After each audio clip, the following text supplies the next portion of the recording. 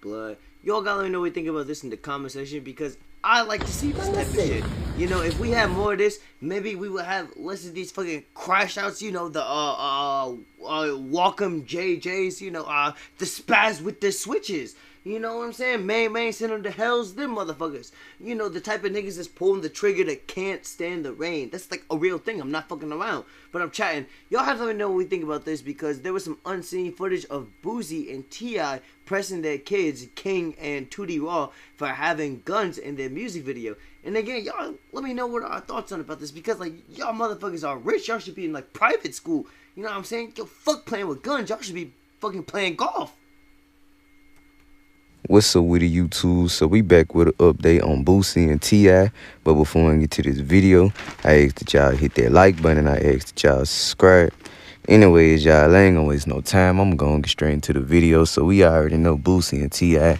You know what I'm saying? They real cool. They had a little situation, you know what I'm saying, where they went seeing eye to eye for a couple months, but they squashed it, man. And we already know they sons are also cool, man, but they sons are also, you know what I'm saying, always getting in trouble, man. They always doing, you know what I'm saying, wild stuff.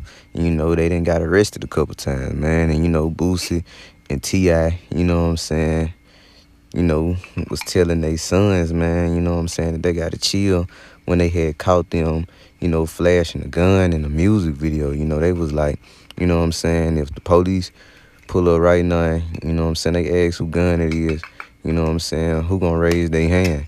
And, you know, Tootie Raw raised his hand, and he said that he gonna say it, man. And, you know, basically, you know, T.I. was just trying to tell them, man, you know what I'm saying, that's a felony and all type of stuff, man. And, you know, they need to chill, man.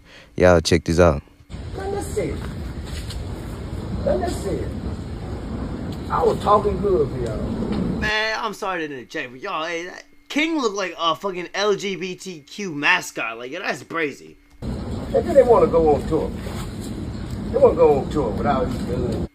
Man, should have laughed at me, man. I can't believe it, man. And you got a gun in your book there? So motherfuckers pull up and they say, hey, who do you belong to? Who raised their hand? Somebody got to raise their hand. I've been seeing him around too here a lot. You gonna raise your own hand? I've been seeing him around too. Huh? Well, when you got drugs, it ain't. I know that. When y'all got drugs around those legal guns, they call it's not possession of a firearm and commission of a crime, sir. That is a felony. Yeah. Thank you. Yeah. You been around too there a lot. I mean, you gotta talk. Yo, what's up with everybody calling motherfuckers sir these days? Like, I heard academics on the stream like Aiden Ross and like Sneeko and all them, and Blood kept saying like sir, like he sound like one of the motherfuckers running the drive-thru. But I'm chatting. Is that the slang now? Yeah, that's like very respectful for a nigga in the streets. Yeah, you gonna be taking some licks, nigga. You been hanging.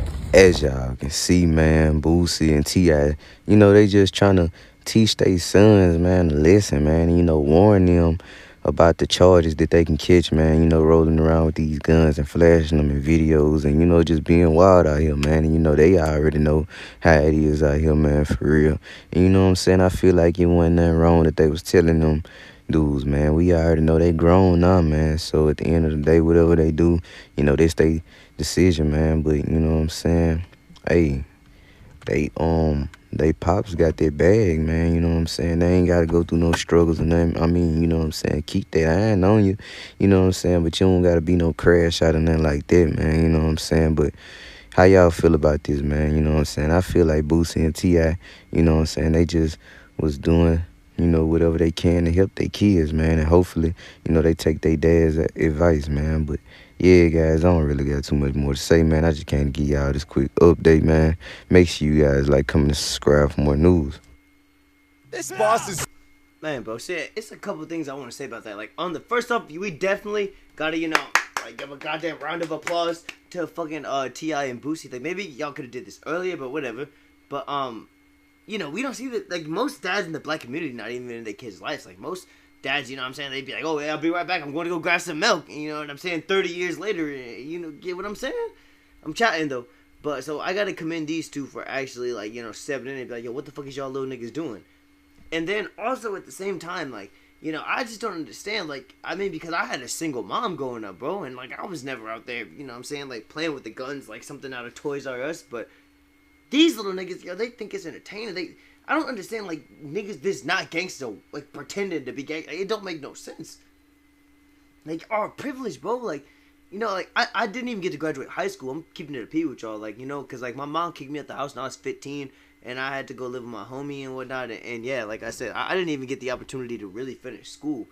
But like, had I could have, you know, I know for sure, like with the interest that I had and just, you know, I'm not the type of nigga to be like, oh, you're wrong or something, and then I get defensive. Like, I like to be told I'm wrong, so like I can learn how I can be right. You know what I'm saying? Like, most niggas, I ain't gonna say most niggas, but there are people out there in the world who really, like, they're so egotistical and, like, you know, they got so much pride in they shit, like, they don't want to be told they're wrong. Like, they rather believe a lie than, you know, understand the truth.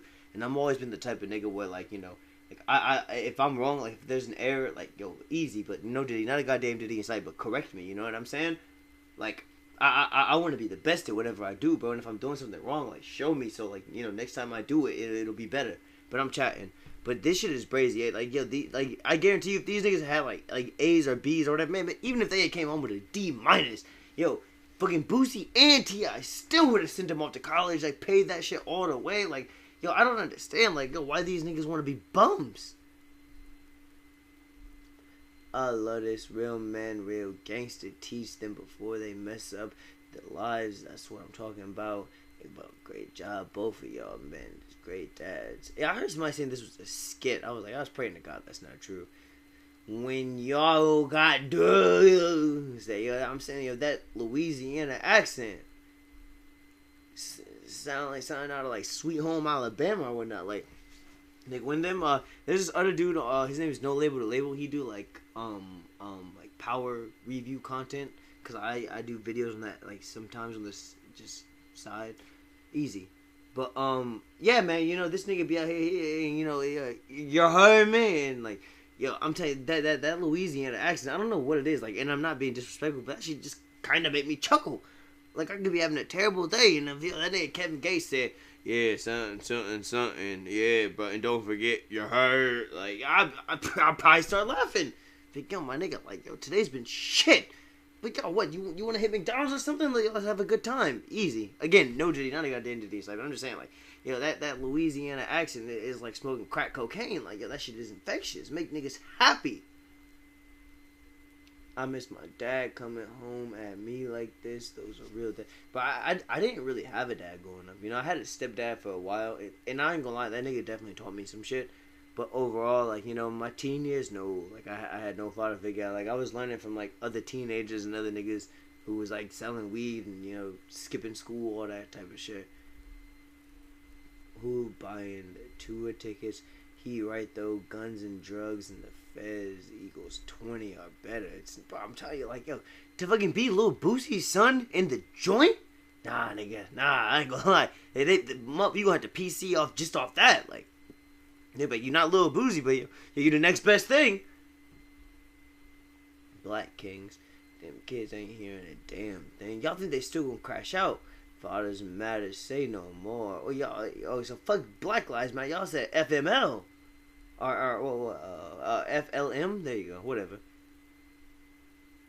Don't take your daddies for granted. A lot of us didn't have this type of discipline. Facts, my nigga. Yeah, hey, a lot of us niggas had to learn from fucking up, going to jail, you know what I'm saying? Yo, your mom throwing you out the house. Like, besides my stepdad, who was there when I was, like, younger, my grandfather was probably, like, the most influential male person I had to me. He was, like, real old school, and, like, you know, some of the shit I just didn't appreciate and understand, like, because, you know, he passed away when I was 17. And, like, just, I ain't gonna get into it, but the circumstances when everything was around, it was a lot. And that was, like, probably the closest person to me, besides, like, maybe my cousin and my brother. And then, you know, my best friend, who I know now, but I didn't meet him until, like, way later, but I'm chatting. The point that I'm trying to say is, like, just how influential he was to me, and to lose him at that age. Like, at 17, I was starting to figure out, like, you know, I don't even want to say figure out who I was, but I was starting to determine, like, what was going on in my life. Like, you know, I knew at that age I wasn't going back to school. I was working, like, 2 jobs. Like, I was trying to get my own spot. Like, you know what I'm saying? And I really, sometimes, because he was always, I hate to say it, bro, because, like, he wasn't spoon feeding or nothing, but he was always, like, bailing me out of shit. And, that's bad, bro. That is bad on sometimes. But you know, like when you that age and you know you really down bad, because it's one thing when motherfuckers is just doing stupid shit, but you know, but when you really down bad to the point where you like sleeping at bus stops and all that, you know what I'm saying? You sleeping in your homies' cars or you at parks or whatever, and you still a minor. Like yeah, you need somebody you know who's like has their shit put together, who's you know older and you know what I'm saying, like has your best interest at heart to step in.